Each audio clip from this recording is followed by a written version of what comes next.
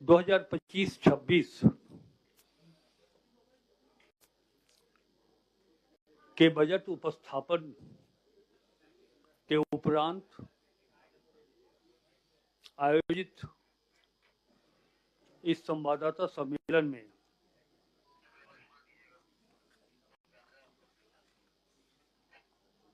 मंच पर उपस्थित वित्त सचिव श्री प्रशांत कुमार जी, योजना सचिव श्री मुकेश कुमार जी, विशेष सचिव वित्त श्री अमित कुमार जी, विशेष सचिव योजना श्री राजीव रंजन जी और बजट ऑफिसर सह संयुक्त सचिव वित्त श्री चंद्रभूषण प्रसाद जी, प्रिंट और इलेक्ट्रॉनिक मीडिया के सभी सम्मानित प्रेस प्रतिनिधिगण, बजट उपरांत इस संवाददाता सम्मेलन में मैं अपनी ओर से, राज्य सरकार के विभिन्न विभागों की ओर से और राज्य सरकार की ओर से आप सबों का हार्दिक अभिनंदन करता हूं। विस्तार से हम लोगों ने बजट में चर्चा की है बजट प्रस्तुत करते समय, लेकिन कुछ बुलेट पॉइंट्स पर हम आपका ध्यान चाहेंगे कि 2025-26 का जो अनुमान है, आर्थिक विकास दर 7.5% और वो भी कांस्टेंट प्राइस पर, जीडीपी रेशियो 27.3% और हमारा जो रेवेन्यू इनकम होगा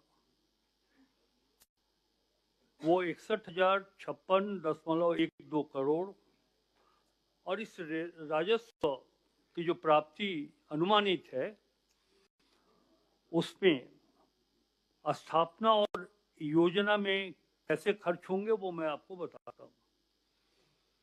स्थापना एवं योजना व्यय का जो अनुपात होगा वो 37 स्थापना में और 63 स्कीम हेड में प्रावधान किया गया है राशि के व्यय होने का। सरकार पेंशन कोष में 832 करोड़ रुपए और जो जैसा कि आप लोगों ने जाना है, अवगत हो चुके हैं कि हमारा बजट का आकार 1,35,400 करोड़, 1,45,400 करोड़ जो चालू वित्तीय वर्ष 24-25 से लगभग 13% अधिक है। हमारा जो रेवेन्यू एक्सपेंडिचर है वो 1,10,636 करोड़ और जो कैपिटल इन्वेस्टमेंट है, कैपिटल एक्सपेंडिचर है, पूंजीगत व्यय है 34,763.3 करोड़ और जो फिजिकल डेफिसिट है, राजकोषीय घाटा 11,253.44 करोड़ रुपया। मैया सम्मान योजना में सरकार की ओर से जो राशि दी गई है 13,363.35 करोड़ रुपए और हमारा जीएसडीपी 55,710 कितना हो गई है 5,57,101 करोड़ रुपए। ये एक सार है जो हमने 25-26 के बजट में जिसका उल्लेख भी है और उसका एक संक्षिप्त विवरण हमने आपको बताया है और 2-4-5 मिनट और विषयों पर हम आपका ध्यान देते हैं कंडिकावार कि हमारा आर्थिक विकास दर 19-20 में राज्य का आर्थिक विकास दर 1.1% था। कोरोना काल में विषम परिस्थितियों को अपवाद माने तो वर्ष 2022-23 में अप्रत्याशित सुधार के साथ आर्थिक विकास दर 7.8% कांस्टेंट प्राइस रहा। वर्ष 23-24 में राज्य का विकास दर 7.5% कांस्टेंट प्राइस रहा तथा वर्ष 25-26 में जो अनुमान है वो 7.5% का है। डेब्ट जीडीपी रेशियो बेहतर वित्तीय प्रबंधन के द्वारा 22-23 में राजकोषीय घाटा को 1.1% रखने में सफलता हासिल की गई है। इसके फलस्वरूप राज्य का डेब्ट जीडीपी रेशियो में सुधार हुआ है। यथा वित्तीय वर्ष 21-22 में यह 30.2% था, वित्तीय वर्ष 22-23 में तथा 23-24 में क्रमशः 28.4 तथा 27.7% रहा। वित्तीय वर्ष 24-25 एवं 25-26 में क्रमशः 27.5% एवं 27.3% रहने का अनुमान है। हमारा जो रेवेन्यू इनकम है, राजस्व आय, स्टेट का ओन टैक्स, स्टेट का ओन नॉन टैक्स में उत्तरोत्तर वृद्धि हासिल की है। वर्ष 2019-20 में राज्य के स्रोत से कुल राजस्व आय 25,521 करोड़ रुपए थी, जो वित्तीय वर्ष 2023-24 में बढ़कर 41,429.88 करोड़ रुपए हो गई तथा वित्तीय वर्ष 25-26 में जो हम अनुमान कर रहे हैं कि 41,000 से बढ़कर ये 61,056 करोड़ 12 लाख रुपए होने का अनुमान है। और स्थापना एवं योजना के अनुपात को भी हम थोड़ा विस्तार से आपको बताना चाहते हैं। वित्तीय वर्ष 2019-20 में 47, 47 और 53 का रेशियो था। क्रमशः 33,145 करोड़ 37 लाख एवं 52,283 करोड़ 63 लाख।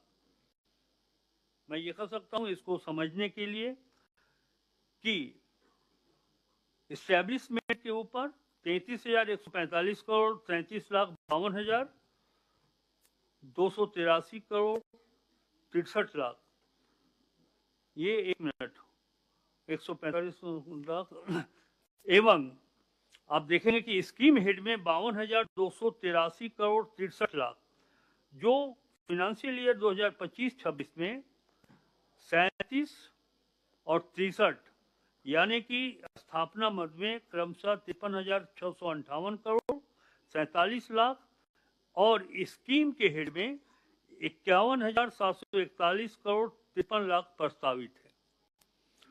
पूंजीगत व्यय के बारे में हम आपको उसका सार बताना चाहेंगे। वित्तीय वर्ष 24-25 में पूंजीगत परिव्यय में के पुनरीक्षित बजट पर 9.06% की वृद्धि के साथ 25,720.41 करोड़ 41 करोड़ रुपए पूंजीगत परिव्यय का आकलन किया गया। पेंशन कोष की बात अगर की जाए तो इसके लिए वर्ष 23-24 में 700 करोड़ रुपए एवं 24-25 में 780 करोड़ रुपए कोष का पेंशन कोष में निवेश किया गया तथा वित्तीय वर्ष 25-26 में 832 करोड़ रुपए का निवेश बजट में प्रस्तावित है। बजट की प्रतिशत को जैसा कि हमने पहले ही कहा कि पिछले यानी कि चालू वित्तीय वर्ष जो अभी 24-25 का है 1,28,900 करोड़ और अभी जो बढ़कर 1,45,400 करोड़ रुपए हुए हैं वो 13% अधिक है पिछले वर्ष की तुलना में। हम रेवेन्यू इनकम के बारे में आपको बता चुके हैं और जो हमारा कैपिटल एक्सपेंडिचर है उसके बारे में भी आपको जानकारी दी गई है। सेक्टरल एक्सपेंडिचर के बारे में हम आपको बताना चाहेंगे कि सामान्य परिक्षेत्र के लिए 37,884.36 करोड़ रुपए तथा सोशल सेक्टर के लिए 62,840.45 करोड़ तथा इकोनॉमिकल सेक्टर के लिए 44,665 करोड़ 19 लाख। और बजट के उपस्थापन के पूर्व लगभग 15-20 दिनों से हमारे कई मीडिया के मित्र पूछा करते थे कि बजट का आकार तो बढ़ेगा, बढ़ने की अनुमान है, लेकिन किस सेक्टर पर सरकार का ध्यान केंद्रित होगा। तो हम बताना चाह रहे हैं, मैंने पहले भी कहा था कि सोशल सेक्टर पर अधिक राशि खर्च करने का अनुमान है, जो आज आपको इस बजट में दिखाई पड़ रहा है। जैसा कि हमने बताया कि सोशल सेक्टर के लिए 62,840 करोड़ रुपए किए गए हैं।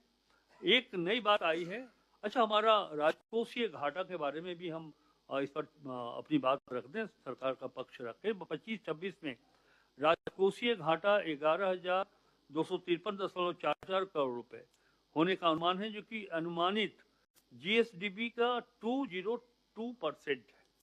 एक बहुत अच्छी बात है कि जो हमारा अधिकतम सीमा है 3%, उससे हम नीचे हैं। ये एक कुशल फाइनेंशियल मैनेजमेंट का एक परिणाम है, द्योतक है। जी जी सुन रहा हूँ।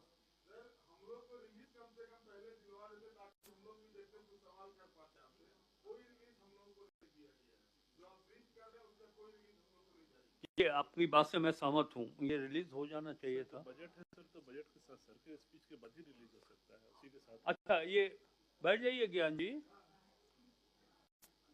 आप बहुत अनुशासित, मतलब सभी अनुशासित पत्रकारों में आप एक है, तो कृपया बैठ जाएं। ये बजट स्पीच के बाद आपको आपके बीच वितरित कर दिया जाएगा। तो ये हम बतला रहे थे आउटकम बजट 25-26 में राज्य का टोटल जो प्लान साइज है वो 91,741 करोड़ रुपए, 52,80,000 रुपए, जिसमें 13 विभागों की कुल 200 योजनाओं का आउटकम बजट की राशि 45,855 करोड़ 4 लाख रुपए, जो योजना बजट का लगभग 50% है। बाल बजट की हम चर्चा करना चाहेंगे कि इस वर्ष आउटकम बजट की कुल 200 योजनाओं में से बच्चों से संबंधित लगभग 42 योजनाओं के आधार पर बाल बजट तैयार किया गया है, जिसमें गत वित्तीय वर्ष के बाल बजट के कुल आकार 8,866.69 पर लगभग 6% के वृद्धि के साथ कुल 9,411.27 लाख रुपए की राशि का उपबंध किया गया है। झारखंड मुख्यमंत्री मैया सम्मान योजना के संदर्भ में मैंने सदन में भी बताया कि 13,025-26 में 13,363 करोड़ 35 लाख रुपए का बजटीय उपबंध किया गया है, जो योजना बजट का 14.56% तथा कुल बजट का 9.19% है। हो गया, बाकी हम आमंत्रित करते हैं यदि आपके मन में कोई ऐसी बात हो जो आप जानना चाहते हो।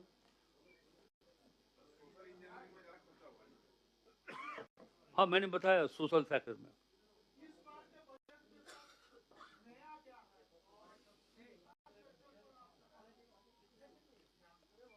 आप एक चीज गौर करेंगे माननीय प्रतिनिधि,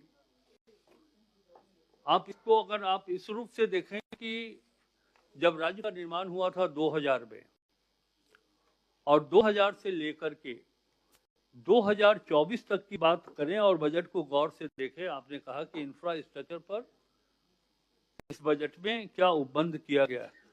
आप देखेंगे कि 2000 से 2024 तक इंफ्रास्ट्रक्चर पर बहुत बजटीय उपबंध किया गया था, लेकिन आप उसकी तुलना में देखेंगे कि सोशल सेक्टर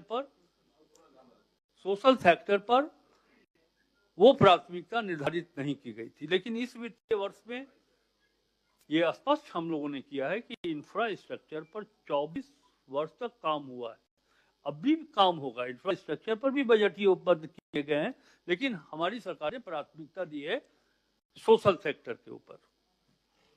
सर लगातार जो बजट है, बजट में राजकोषीय जो घाटा है वो बढ़ता जा रहा है। 2023-24 में जो राजकोषीय घाटा था वो 11,252 करोड़ था, जबकि अब 14,516 करोड़ है। तो ये कैसा वित्तीय प्रबंधन है? लगातार राजकोषीय घाटा बढ़ता जा रहा है और आपके लोन्स वगैरह बढ़ते जा रहे हैं। हम लोग जीएसडीपी रेशियो के हिसाब से 2.02 पे ही रखते हैं। मैं वही कह रहा हूँ, बजट का आकार बढ़ेगा तो हम बढ़ा सकते हैं। हमारे देखिए, एक चीज आपको हम बताना चाहेंगे कि जो नीति आयोग या दूसरे आर्थिक संस्थाओं की मान्यता दी गई है कि अभी कंट्री रैंकिंग में भी हम लोग नंबर 1 है। हाँ, जो अधिकतम सीमा निर्धारित की गई है 3% का जो बजट का आकार है, तो झारखंड 2.02 पर स्टैंड कर रहा है। और मैं समझता हूं कि किसी भी इकोनॉमिक्स से अगर आप लें या फिर आप भी अर्थशास्त्र के अच्छे ज्ञान रखते हैं, तो वो अधिकतम जो सीमा है उससे झारखंड बहुत ही पीछे, 1% के आसपास पीछे।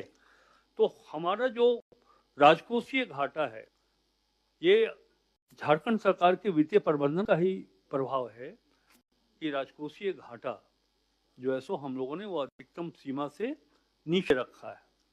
केंद्र सरकार की भी यही मान्यता है कि आप बहुत अधिक राजकोषीय घाटा, कई आप देखेंगे देश के कई ऐसे राज्य हैं, मैं उन राज्यों का नाम नहीं लूंगा, लेकिन आप देखेंगे कि वहाँ फिस्कल डेफिसिट बहुत ज़्यादा है। लोगों ने ऋण लिया, बहुत सारा काम कर दिया, ऋण लिया तो भारत सरकार ने भी ये माना कि साहब एक सीमा तो होनी चाहिए ऋण लेने की, इससे अधिक आप नहीं जा सकते, और वो सीमा 3% का निर्धारित किया गया। तो झारखंड तो 2.02 पर ही है। इसलिए मैं कह रहा हूँ कि ये जो कुशल वित्तीय प्रबंधन का ही परिणाम है कि राजकोषीय घाटा विद इन लिमिट है हमारा। और आप कंट्री का रैंकिंग देख लीजिएगा तो मैं समझता हूँ कि फिजिकल प्रूडेंस में हम 1 नंबर पर है। नीति आयोग ने भी इसे माना है और प्रशंसा भी की कि पूरे देश में झारखंड फिजिकल प्रूडेंस में पहले नंबर का स्थान प्राप्त करता है, और अचीवर स्टेट्स पे उपलब्धि पाने वाले राज्यों में झारखंड पूरे देश में 4थे नंबर पर है। मैया सम्मान योजना के लिए कितना राशि इस बार बजट में लाए प्रावधान किया गया है? वो मैंने बताया आपको।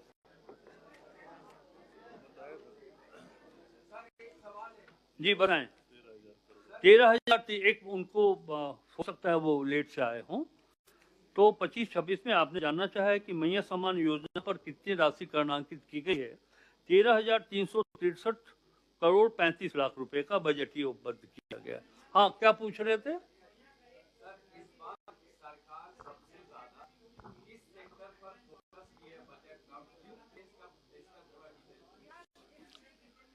मैं समझता हूं कि मैं फिर भी उत्तर करता हूं। आपके पहले भी ये प्रश्न पूछा जा चुका है कि किस सेक्टर पर आप कितना खर्च कर रहे हैं। Hello sir, number of beneficiaries clear नहीं है बजट स्पीच में कि कितना है मैया का। और सर ये इसलिए भी पूछ रहे हैं क्योंकि जब कैबिनेट ब्रीफिंग हुई थी तो ये कहा गया था कि करीब 56 लाख लोगों का होगा, और एनुअल बजट जो उसका जो एक्सपेंडिचर आएगा वो करीब 17,000 करोड़ का, लेकिन एलोकेशन सर वो 13,000 करोड़ का ही है। तो जैसे लागू बढ़ेंगे घटेंगे वो बजट में हम उसके लिए प्रावधान करते हैं, और हमने अच्छी देखिए नंबर आप जानना चाहते हैं तो एक अनुमानित नंबर जरूर बताया गया था कि लगभग 55 लाख लोगों को हम लाभान्वित करेंगे, लेकिन ये पूर्ण रूप से वही निर्धारित है, ये नहीं माना जा सकता है। नंबर घटेंगे भी, नंबर बढ़ भी सकते हैं। अगर नंबर बढ़े तो हम उसमें अधिक उपबंध करेंगे, अगर नंबर घटे तो यह 13,000 जो 300 कुछ है करोड़ रुपया, उसमें भी कमी आएगी। इसलिए नंबर अभी बता पाना या किसी भी अवसर पर बता पाना कि ये एग्जैक्ट नंबर क्या होगा वो संभव नहीं है।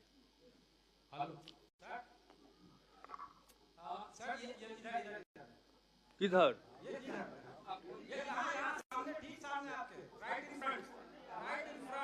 देखिए इसमें हमारा कोई दोस्त नहीं है। ये सामने कैमरा की जो लाइटें आ रही है उससे आप दिख नहीं पा रहे। हाथ उठा दीजिए तो मैं समझ आऊंगा। सवाल ये है कि जब आप लोग नए टेन्योर में आए थे तो लोगों को काफी राहत की उम्मीद थी, कई घोषणाएं भी थी मैनिफेस्टो में, जैसे कि एलपीजी सिलेंडर जो है वो सब्सिडाइज रेट पे मिलेगा, कोई नया घोषणा नहीं है। इसके अलावा और बहुत सारे ऐसे बातें थी जिसको कहा गया था सरकार में आने के बाद इम्प्लीमेंट किया जाएगा। तो लोगों को उम्मीद थी कि नया बजट पेश हो रहा है तो कुछ इस तरह का प्रोविजन होगा, लेकिन वो प्रोविजन दिखते नहीं है। सत्यजीत जी, आपकी अंदेशा को मैं दूर करना चाहता हूँ। ये बात बिल्कुल सही है कि भारतीय राष्ट्रीय कांग्रेस झारखंड विधानसभा के चुनाव के परिप्रेक्ष्य में अपने घोषणा पत्र में इस बात को रखा था या रखा है कि हम 450 रुपए प्रति गैस सिलेंडर लोगों को उपलब्ध कराएंगे सब्सिडी के साथ। तो ये नहीं कहा था कि हम प्रथम वित्तीय वर्ष में ही इसे पूरा करेंगे। सर, ये जवाब तो आप पहले भी एक बार दे चुके हैं। एक सवाल है कि आपने बजट का नाम रखा है अगवा बजट, और पहले मैं उनको संतुष्ट कर लूं। सत्यजीत जी हैं शायद, उनकी आवाज से मुझे लग रहा है, और इसमें मुस्कुराने वाली कोई बात भी नहीं है। हम इसे टालना भी नहीं चाहते। जब वित्त मंत्री के रूप में राधाकृष्ण किशोर इस बात को कह रहा है तो भरोसा जानिए, कांग्रेस पार्टी की घोषणा है और झारखंड मुक्ति मोर्चा और हमारे जो सहयोगी दल हैं राजद, सब इस बात को मानते हैं कि गैस सिलेंडर 450 हमने कहा है वो उपलब्ध कराएं लोगों को।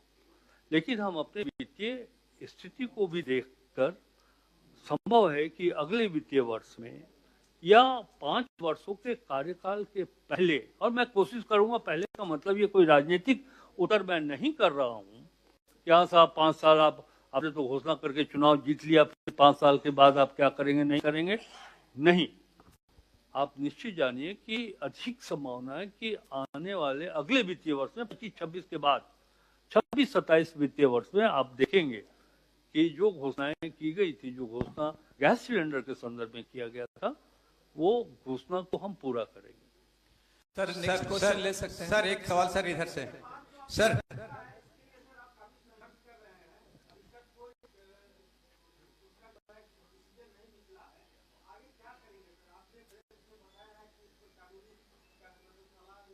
ये अंतिम हथियार होगा कि हम अपनी राशि को लाने के लिए।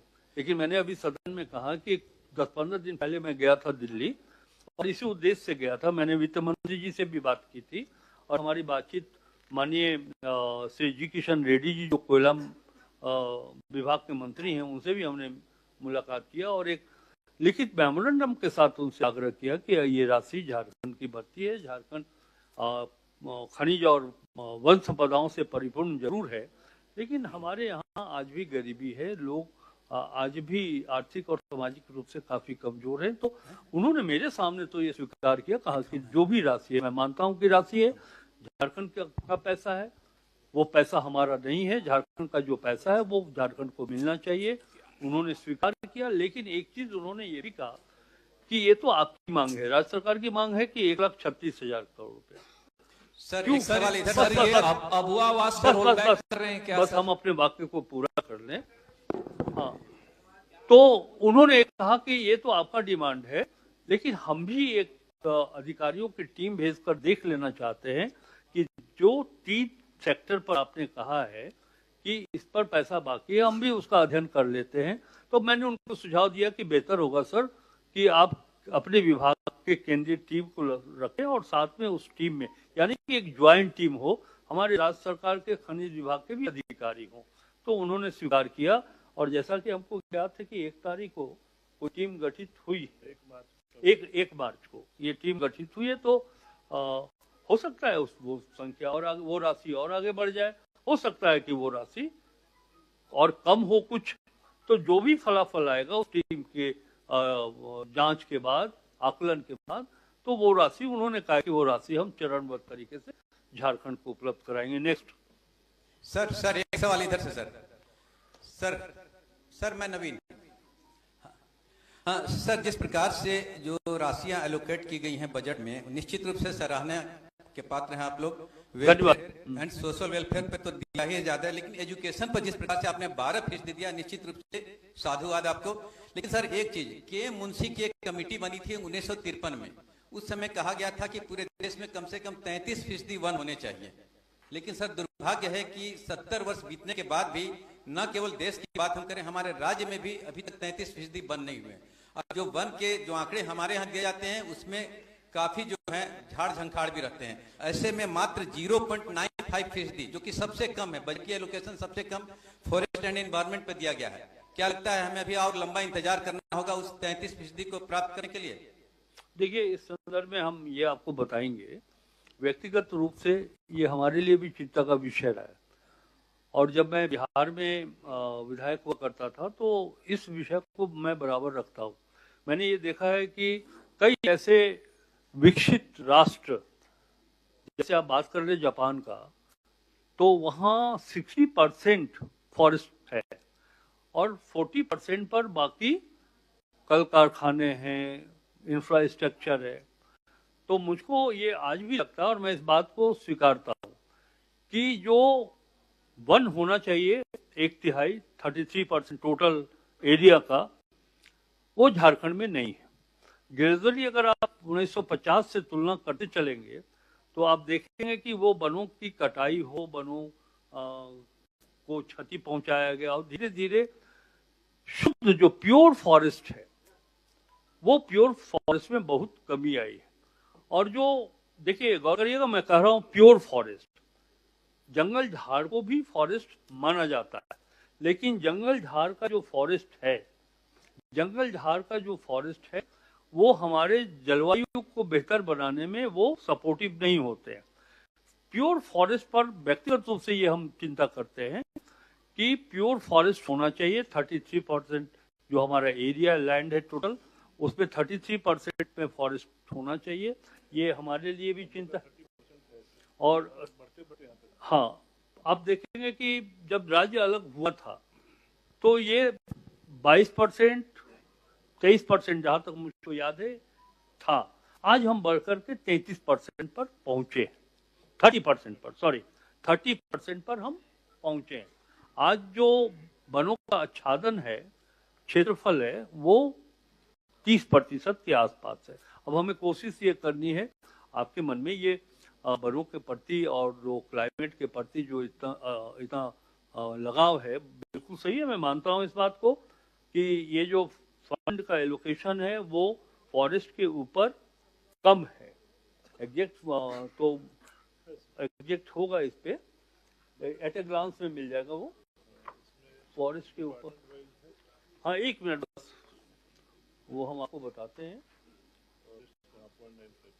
0.95% है टोटल बजट साइज के अगेंस्ट में। तो ठीक है, आपकी चिंता है। सरकार के पास काम करने के लिए 5 साल है। तो मैं व्यक्तिगत रूप से आपके इस प्रश्न को आपके साथ करता हूं और हमारी कोशिश होगी कि हम उसको आगे बढ़ाएं।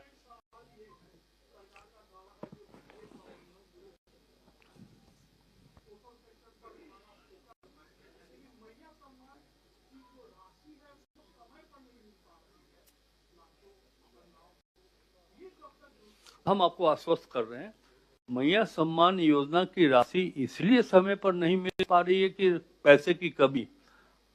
मैं बता दूं कि पैसे की कोई कमी सरकार के पास नहीं है। कुछ डिलीवर करने में टेक्निकल प्रॉब्लम्स आते हैं जिसके कारण ये विलंब हो रहा है। कई जिलों में ये बात सामने आ रही है कि कुछ ऐसे लोग हैं जो इसकी आर्ता पूरी नहीं करते हैं, उसे भी देखा जा रहा है। लेकिन जैसा कि सदन के अंदर संबंधित विभाग के मंत्री ने ये कहा है कि मार्च होली के पहले ये राशि उनके खाते में उपलब्ध करा दिए जाएंगे। सर, अब बजट का नाम सर अगवा बजट रखा गया है और जो आपका स्पीच था उसमें अगवा आवास का भी जिक्र था, लेकिन 6,50,000 अगवा आवास बनाने का जो टारगेट था 2024-25 में, उसमें सिर्फ 19,685 अगवा आवास बने हैं, जो कि इलेक्शन में भी सबसे बड़ा मुद्दा था प्रधानमंत्री आवास के अगेंस्ट में, कि राज्य सरकार अपने स्तर से गरीबों को आवास दे रही है 3 कमरे का। जो आपका फ्लैगशिप प्रोग्राम था उसमें सरकार क्या फेल साबित हुई, और रेस्ट जो आप कह रहे हैं कि हम नेक्स्ट ईयर में इसको कंप्लीट करेंगे, तो ये विलंब क्यों हो रहा है? क्या रोल बैक की तरफ जा रहा है क्या ये स्कीम? जी नहीं, रोल बैक की तरफ नहीं जा रहा है। मैंने कई अवसरों पर सदन के अंदर और सदन के बाहर भी ये बात कहा है कि ये 5वां वर्ष झारखंड के लिए चुनावी वर्ष होता है, जो चुनाव को देखना पड़ता है, एक लोकसभा का और दूसरा विधानसभा का चुनाव। और जब दोनों चुनाव इस 5वें वर्ष में होते हैं तो 5-6 महीना तो लग जाता है आपको मॉडल कोड के कारण, जिसमें हमारा सोर्स ऑफ इनकम जो है, हम रेवेन्यू कलेक्शन भी उस 5-6 महीने के दरमियान में हम थोड़ा पीछे रहते हैं, रेवेन्यू एक्सपेंडिचर में भी हम थोड़ा पीछे होते हैं, बिकॉज की मॉडल कोड प्रभावित करता है। लेकिन जैसा कि हमने कहा कि ये 4-5 महीना उसमें निकल जाता है, तभी हमने कहा है बजट के माध्यम से कि जो योजनाएं लंबित हैं या फिर जो हमारा 25-26 का लक्ष्य है वो 25-26 में हम लोग पूरा करेंगे। ये पीएल फंड को लेकर के एक माननीय मंत्री जी सवाल है कि इस बार पीएल फंड से काफी पैसा मैया योजना या अन्य योजना में गया है, तो क्या उसका भरपाई इस बार होगा? एक ये सवाल है। और दूसरा ये है कि एक बार फिर से क्लियर करिए तो आप अपने क्वेश्चंस को। जी, जो पीएल फंड है, पीएल फंड से अधिकतर जो सरेंडर कराया गया है मैया योजना या अन्य योजना में, तो क्या वो पैसा फिर इस वित्तीय वर्ष में वो आ जाएगा या क्या होगा? क्या होगा उन योजनाओं को, क्या होगा? नहीं, आपकी आशंका मैं समझता हूँ कि निर्मूल है। पीएल फंड से कोई पैसा नहीं लिया गया है मैया सम्मान योजना के लिए। पीएल फंड तो एक अलग व्यवस्था है, जो हमारी जो राशि होती है उसको पार करने के लिए। और आप मैं विश्वास के साथ कर सकता हूँ, संजीदगी और गंभीरता से कह रहा हूँ कि पीएल फंड से एक नया पैसा मैया सम्मान योजना के लिए नहीं लिया गया। हमारे पास पैसा है राज्य सरकार के पास। जो पैसा हम लोगों ने दिया है वो राज्य सरकार का, चाहे हमारे पास जो सोर्स ऑफ इनकम हो सेंट्रल से या फिर राज्य सरकार से, सेंट्रल भी इसमें नहीं आता है, राज्य सरकार का जो हमारा अपना ओन टैक्स है हम उसके माध्यम से दे रहे हैं। क्या अच्छा, अब भूख नहीं लगी आप लोग को? राधा कृष्ण किशोर जी, एक सवाल है हमारा। झारखंड विधानसभा में जब आप बजट प्रस्तुत कर रहे थे, 44 पृष्ठों का आपका भाषण था, बजट भाषण था। उसमें हमारे पास जो बजट भाषण की जो प्रति मिली, तो जब मैंने देखना शुरू किया तो आप बहुत तेजी से आगे बढ़ रहे थे। कई पैराग्राफ तो आपने पढ़ा भी नहीं, लेकिन उनमें से कई पैराग्राफ ऐसे भी हैं जो आम जनता के लिए काफी जो है महत्वपूर्ण थे। तो अब हमारा सवाल है कि जो सदन में आपने कहा ही नहीं, वो अगर जनता के लिए महत्वपूर्ण है तो मैं समाचार में उसे बनाऊं या नहीं? हाँ, एकदम बना सकते हैं। एक चीज आप जान लीजिए, जैसे ही हम सदन में कहा ही नहीं, जैसे नहीं सदन में नहीं कहा, आप इसको कोई ये नई परंपरा नहीं है। हमने उन महत्वपूर्ण चीजों को कहीं नहीं छोड़ा है। हर विभागवार हमने बताया है कि साहब हर विभाग के लिए हम बजट उपलब्ध क्या कर रहे हैं, कोई एक विभाग छूटा नहीं है। और ऐसे भी जब हम बजट उपस्थापित कर दिए तो पब्लिक डोमेन में जो चीज आपके हाथ में बजट भाषण के रूप में जो पुस्तक है, आप उस पर आधारित कोई भी समाचार बना सकते हैं, कहीं उसमें रोक नहीं।